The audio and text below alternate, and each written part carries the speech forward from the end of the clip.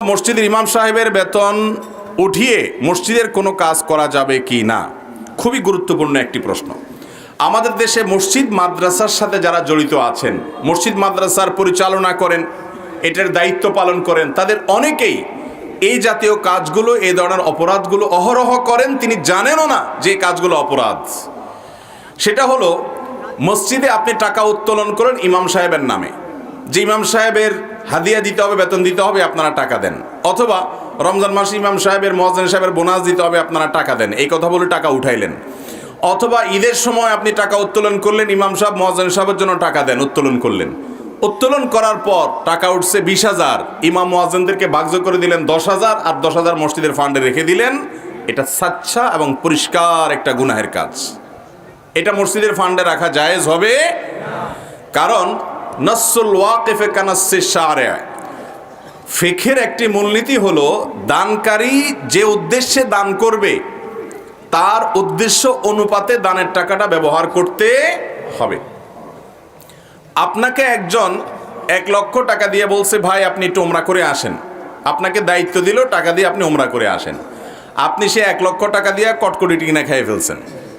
কথার কথা, 1 লক্ষ টাকা তো আর কটকটি কিনে খাওয়া যায় না, কিছু একটা করছেন আর কি। আপনি উমরাটা করেন নাই, তাহলে আপনার জন্য এটা জায়েজ হবে। ওই লোক আপনাকে টাকা দিয়েছে উমরা করার জন্য, তার মনের তামান্না একটু উমরা করাবে কাউকে, এর সওয়াবটা সে নিবে, আপনি সেই সওয়াবটা তাকে পাইতে দেন নাই, তাহলে আপনার গুনাহ হবে। মসজিদ মাদ্রাসা যারা পরিচালনা করেন, সাবধান হয়ে যান। অনেক মসজিদ মাদ্রাসার পরিচালকরা আছেন যারা মসজিদ মাদ্রাসার পরিচালনা করে সওয়াবের পরিবর্তে বরং গুনাহগার হবেন। এই সমস্ত কারণে অনেক মাদ্রাসা আছে বা মসজিদ আছে বা ধর্মীয় প্রতিষ্ঠান আছে, স্কুল কলেজও এগুলো হয়, সেগুলোতে অহরহ হয়। এক খাতের টাকার কথা বলে আরেক খাতে, স্কুলে বা অন্য প্রতিষ্ঠানে অনেক জায়গায় দেখা যায় উন্নয়ন ফি হিসাবে টাকা নেওয়া হয়। তো উন্নয়ন ফি আর স্কুলের উন্নয়ন হয় না, টিচারদের পকেটের উন্নয়ন হয় বা কমিটির লোকদের পকেটের উন্নয়ন হয়। নাম হয় হলো প্রতিষ্ঠানের উন্নয়ন ফি, আছে না নাই? তো সেগুলোর কথা বাদ, মাসা নাই তার বুধবার কি। কিন্তু মসজিদ মাদ্রাসা যেখান থেকে মানুষ নীতি আদর্শ শিখবে, সেখানে কর্তৃপক্ষ যদি এক কথা বলে টাকা নেয় আর অন্য খাতে খরচ করে, সেটা জায়েজ হবে। একটা হলো যে কথার কথা, মসজিদের টাইলসের কাজ করতেছে, আপনি টাকা উঠেছেন, সেখান থেকে উঠানোর পর 2 লাখ টাকা উঠছে, 1,60,000 খরচ হয়েছে, 50,000 খরচ হয়েছে, বাকিটা রয়ে গেছে, সেটা আপনি জেনারেল ফান্ডে দিয়ে দিলেন। এটা দাতাদের মৌন সম্মতি এটার পক্ষে থাকে, কারণ কেউ 10 টাকা দান করলে 9 টাকা খরচ হয়, 1 টাকা থাকলে মসজিদের জেনারেল ফান্ডে চলে যাক, এ ব্যাপারে কারোর আপত্তি থাকে না সাধারণত। ওইটা আরেক জিনিস, ওটা জায়েজ হবে। কিন্তু আপনি ঠান্ডা মাথায় এক কথা বলে টাকা তুলে আরেক খাতে খরচ করলেন, এটা গুনাহের কথা। এই কাজটা আমাদের দেশে মানুষ করে কি করে না? অতএব এ ব্যাপারে সাবধান থাকতে হবে। মসজিদে টাকা দিয়ে, মাদ্রাসায় খাবার এনেছে, এনে বলেছে বাচ্চাদেরকে খাওয়ান, আপনি বাচ্চাদেরকে কিছু প্যাকেট দিলেন, আর কিছু কমিটির বাসায়, কিছু হুজুরের বাসায়, কিছু বড় হুজুরের বাসায়, কিছু ছোট হুজুরের বাসায় নিজেরা ভাগযোগ করে নিলেন। জায়েজ হবে না গুনাহ হবে? গুনাহ হবে।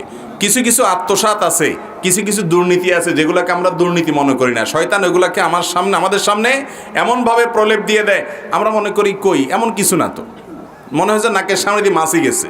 ঠিক না বেঠিক? অতএব মসজিদ মাদ্রাসার পরিচালনা যারা করেন, ইমাম সাহেবের নামে টাকা তুললে, স্টাফদের নামে টাকা তুললে, সেটা স্টাফদেরকেই দিতে হবে। মসজিদের উন্নয়ন খাতে নিতে পারবেন, যদি নিতে হয় তাহলে দাতাদের অনুমতি নিতে হবে, যে আপনারা টাকা দিয়েছেন, এখন এই খাতে আমাদের টাকা দরকার নাই, অন্য খাতে খরচ করব। কথা কি বুঝাতে পারছি?